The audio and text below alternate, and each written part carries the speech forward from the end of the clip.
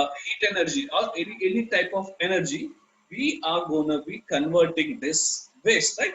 The given waste either in a gaseous form or in a liquid form or in a solid form or solid production. It means to say that you will be converting the given energy, the given waste, given waste without use of any energy, right? It may not be a thermal, or it might be a thermal energy. It might not be any form of energy. Then you are going to be converting them. See what we do over here. Let us say you have this waste. Now the waste. When you are talking about the waste, as I told you earlier, waste might be, in a case, it might be a dry waste, right? Or it might also be a wet waste. It can be a wet waste also. It can be a wet waste also. So it can be a dry waste or it can be a wet waste. See, if it is a dry waste, it doesn't mean that it will be having only one component. If it is wet waste, it doesn't mean that it is going to be having one component. We have seen in previous classes that when you're talking about a waste, a portion of waste can be comprised of any type of materials or any type of components. So what we are doing over here, we are going to be combining this waste, or irrespective of the components, we are going to be converting this waste, right? We are going to be converting this waste either in a gaseous form, in a liquid form, or in a solid product, right? Solid product means that basically we have a blocks, what we call that as a blocks, right? We are going to be using them in terms of blocks, right? So that is what we are going to be doing in the what we call our thermal volume reduction, by applying some energy. Either it might be thermal energy or in a form of steam energy or electrical energy. We're going to be converting the given waste either in a gaseous form, either in a liquid form, or in a solid production, right? So the objective of doing, first we need to understand what is the objective of doing this volume reduction. As I have already said you, this is very much required, right, to have the efficient management, right, of your waste. So solid waste management system that can be done by destruction of organic compound of waste, especially the dangerous one. By destruction of organic compound means what? We know that when you have organic impurities which are present in the waste, by simply giving the heat or thermal energy, they are going to be getting burnt off. If you have any harmful chemicals, any harmful components which are present, right? It may be in any form. By burning them, we are going to be destroying them.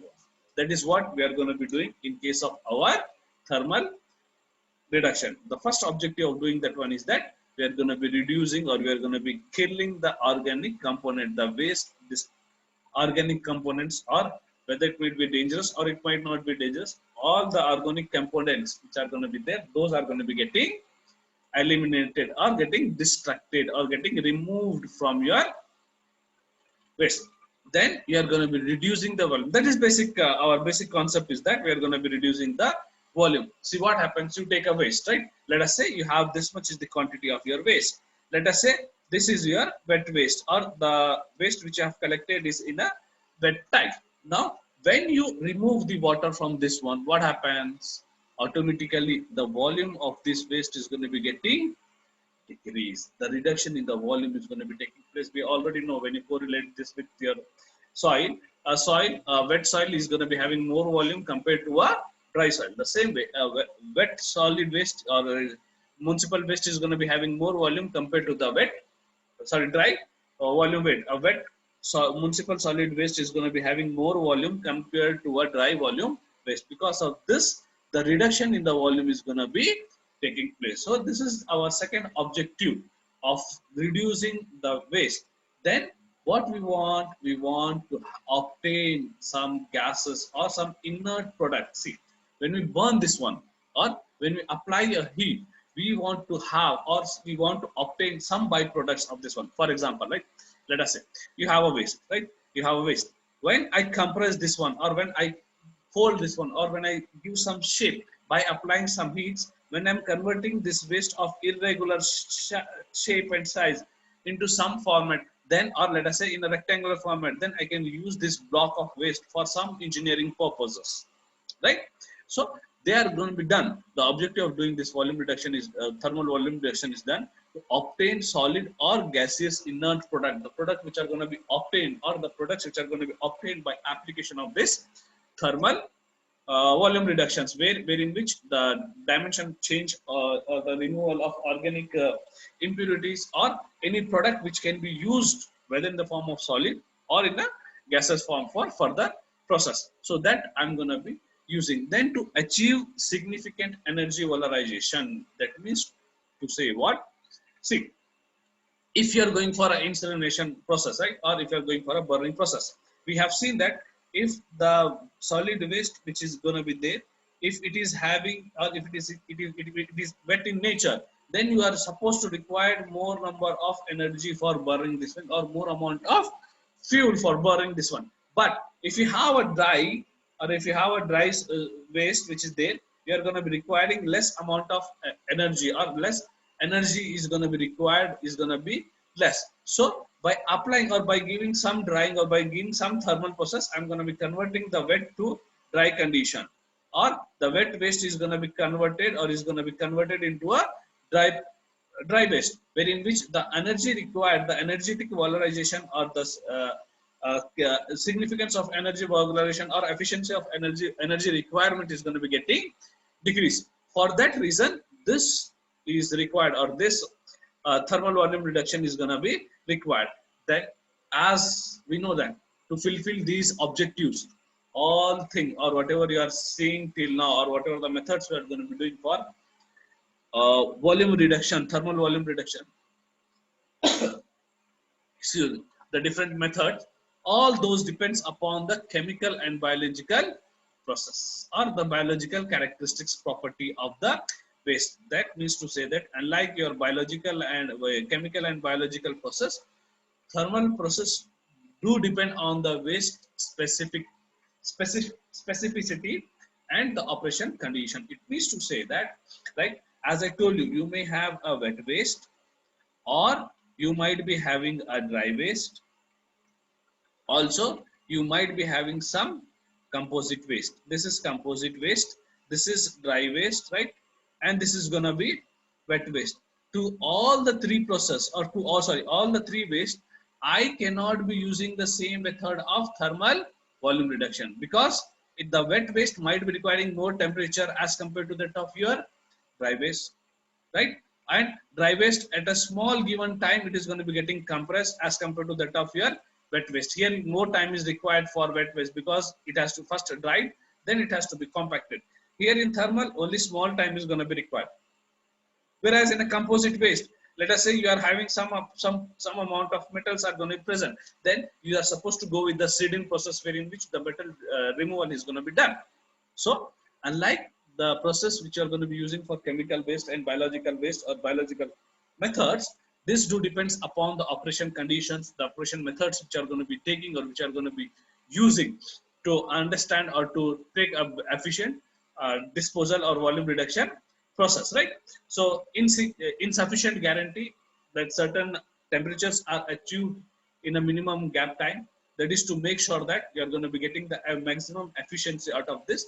For making that sure, we need to understand whether the waste which are going to be coming from a given location, whether it is going to be dry waste or whether it is going to be wet waste, right? That we need to understand, or that we have to take into the consideration, so as to make sure that, or so as to have a good efficiency in management system.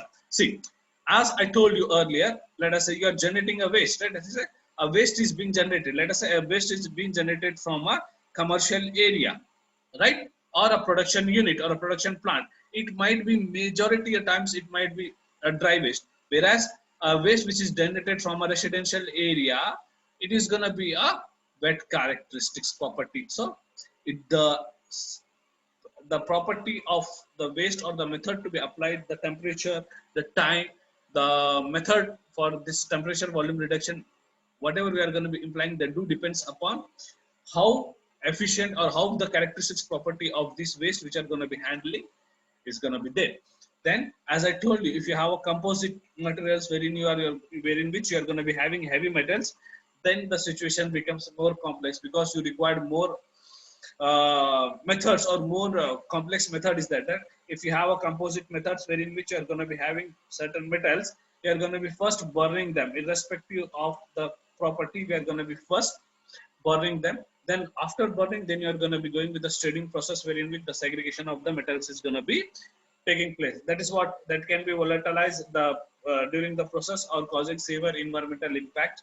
That means that some metals after burnings are going to be giving some combination of dangerous gases which are going to be emitted, or partial burning of the metals is going to be there. A complete combustion of the metal is not going to be taking place. So at that time, it is going to be giving you some volatilized methods or procedures is going to be requiring, leading to some complex methods of thermal volume reductions, right? So these are what the main reasons why we are going to be considering this one. Then you have the combustion. Okay. So if we are doing, right, if we are taking our what we call it as the thermal volume reduction, as I told you, based upon the different methods, right, or different type of our waste, we are going to be doing the thermal volume reduction either by incineration. That is what, wherein which we are going to be completely combusting the waste or completely burning the waste. That is what we are going to be doing the incineration process, right? What do we do? See, if you take a waste, this waste either it has to be burned fully, or it can be burned partially, or it can also be just give it what do you call it as given heated, right? Only heating is going to be given, right? In fully burning, the complete combustion is going to be there, or the whatever the waste you have, that is going to be completely burned off or is converted into gas and ashes, right? In partially burning, that's what we call it as gasification. In gasification, only partial particles, right, or partial waste, right? Let us say this is the quantity of the waste. In fully combustion or incineration, the complete waste is going to be getting burned off. In partially, some part of the waste is going to be burned off, some part of the waste is going to be left out. Whereas in case of our what we call pyrolysis, or in case of partial heating, only the waste is going to be converted from wet to dry condition. That means that only the moisture which is present in the waste, that is going to be getting evaporated. That is what we call it as pyrolysis method, right? So here, when you are going to be using combustion, huge amount of energy is required. Either it may be in the form of steam energy or electric energy, because everything which is this in the waste has to be burned off. For that reason, that is the reason why you don't have anything which is going to be left out once incineration is going to be getting burnt off, or waste is going to be burnt in a incineration. Whereas in a cases of gasification and pyrolysis, less amount of gas or energy is required to burn the given waste, to burn the waste which is going to be getting, which is going to be present. Only some amount of energy is going to be required. That energy might be a less low energy gas, or it might be medium energy gas, or liquid fuel, or a solid fuel. Because in the cases of pyrolysis, we are only removing the moisture present in the waste, right? In gasification, we are only partially burning, only some part. Let us say if you have a waste which comprises of paper, right, which comprises of some metal, some wood, so we only burn with the lesser temperature. We are only burning them to make sure that only the papers are going to be getting burned up. Whereas when the wooden materials are there, the wooden is going to be converted to a charcoal. So those can further be uses. So the separate organic fraction particle size reduction is what we are going to be having the final production. As I told you, only wood is going to be burnt so that it is going to be converted to a charcoal that can be reused, right? We are going to be reusing them. So that is the partial burning is going to be taking place over here, right? So we have three methods where combustion is going to be exothermic process, which means that spontaneously significant energy to the process to become autonomous or completely combustion is going to be taking place, which is going to be exported of heat, or the steam which is going to produce is going to be used as a heat energy, or a form of electrical energy by different conversion is going to be taking place. Whereas on the other side, the gasification and pyrolysis process are endothermic. That means that there's going to be before the complete combustion is there, we are going to be ending up this process, which means that you only supply the thermal energy to have the reaction, or to have conversion, or to have elimination of moisture which is going to be present in the waste is going to be taken place, right? So this is how the thermal volume reduction is going to be taking place. Now, see, you need to remember how many volume reductions we have. We have three volume reduction. One is chemical, one is going to be the thermal, and another one is going to be mechanical, right? Mechanical, thermal, and chemical volume reduction. These are the three different methods to reduce the volume of the waste. So we have dealt with mechanical and thermal. Now we are going to be going with the chemical volume reduction, right? Okay. So what do you mean by chemical volume reduction? Right? So the definition says that the chemical volume reduction is a method wherein which the volume reduction occurs through the chemical change that has been brought in the waste, either by addition of some chemicals or by change in temperature. Right? So let us say now let us say that this is the volume of waste. You have either added some chemicals so that there is a reduction in the volume of this waste, or you have changed the temperature. Let us say it was a wet waste. You have applied some temperature, or it might be some environmental temperature. This is going to be getting reduced. Then this is what you call it as chemical volume reduction, because the reduction in volume has changed because of the addition of certain chemicals, or by change in the form or chemical change because of the change in temperature, right? Let us say you take what you call it as a waste, a sanitary waste you are going to be taking, right? Or sanitary sewage or sludge you take into consideration. Sludge is nothing but a waste which you are going to be getting from our septic tanks, right?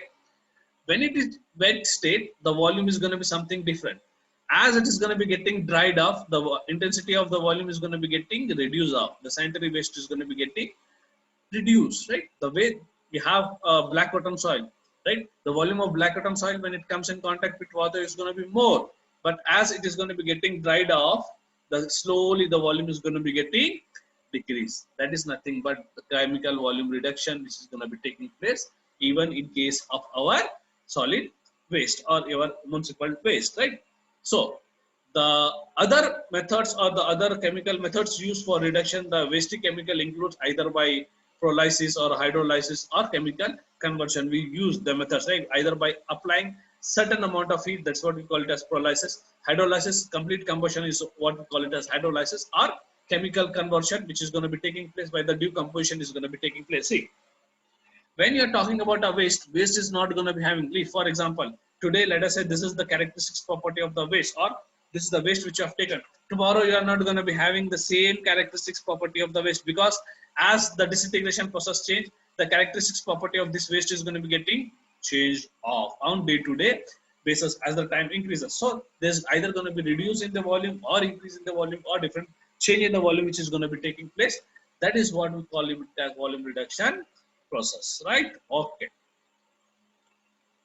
Then we have to do this one. This is what the chemical volume reduction was there. Now the next bit what we are supposed to go is with respect to the component separation. Component separation. See, this is a new topic which we are taking now.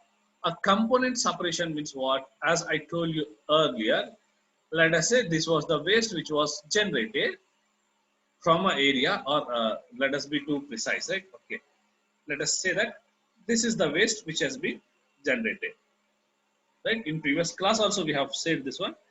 As I told you, the portion of this waste might be comprised of different components, right? Let us say that here you have a sanitary waste, right?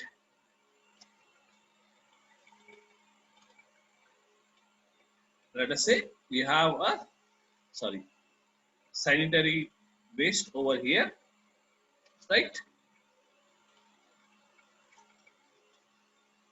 Sanitary waste was there. Okay, sorry. Sanitary waste, one part of component is comprised of sanitary waste. One is waste which is generated from the fruits. When the waste is from the yards, right? One is your wooden waste, right? wood waste, yard and wood waste are more or less the same. But let us say, then, okay, we will not take this one. Let us not confuse this one. Okay, let us say the another one is of plastic. The another waste component which is comprised is, let us say, paper. The another waste which is comprised is, let us say, metals. Now, when I am taking a waste, let us say this is a waste which is generated from our campus, right? Let us call this waste has been generated from an area, let us say from our campus. So in that waste, we are having some waste which is generated from the peeling of fruits or vegetables. Some waste is a sanitary waste, either it might be diapers, pampers, whatever might be there. So that is going to be a sludge, it might be there, that is your sanitary waste. And some waste is going to be a paper, the used papers. Some might be plastic, some might be metals, and some might be yards, either it might be garden waste or any agricultural waste. So all this waste, they are not going to be separating, right? We are not going to separate. If you have this one, so what if a fruit is peeled out, you're not going to be throwing that separate in the same bin you're going to be taking. If a paper waste is peeled out, taken out, you're going to be putting them in the same dustbin. So when it comes as a waste, it is going to be comprising of all different components. But as a solid waste management, if you're not segregating this one, if the separation process or the segregation process of this waste has not been taken place, then what happens? See, you can recycle the paper over here. If you are going to be taking the paper back, if your plastic is going to be recycled plastic, you can be again using that plastic for recycling process. If you have a metals can be taken out and it can be converted to some reusable product, right? It can be converted to some reusable product. Either you can do that one. If you have a sanitary waste can be used for what? A sanitary waste can be used for biogas plant.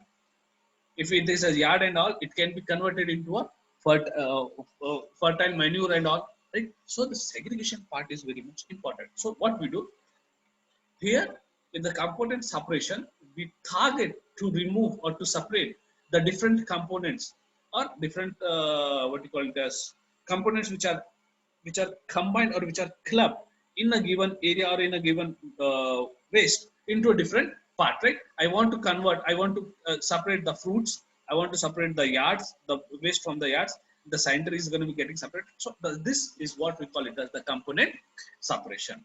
Okay, since we are running with the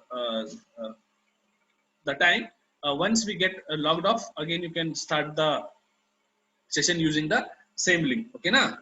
Okay, guys. Right. So we are supposed to separate this one, right? The separation has to be done. That is nothing but our component separation. This is very important to have a proper solid waste management system until and unless you have a proper component separation. See, as I told you, we are repeatedly telling that if we are using a product, let us say I have used a bottle, right? I have used a water bottle. If I have crushed, if once, like the way you are using the water bottles, the use and throw water bottle, when you are telling that use and throw, if you are recycling this water bottle, then what is happening? What is happening? The plastic waste which requires to produce this new bottle is going to be getting reduced, and the area which is going to be used to decompose this bottle is going to be getting reduced off. That means to say that the new product or new material required, the raw material required to produce new plastic, and the area to decompose that plastic is going to be getting reduced off. That is done, or that is only possible if you have a proper separation system. If you have proper separation, then only it is possible to recycle or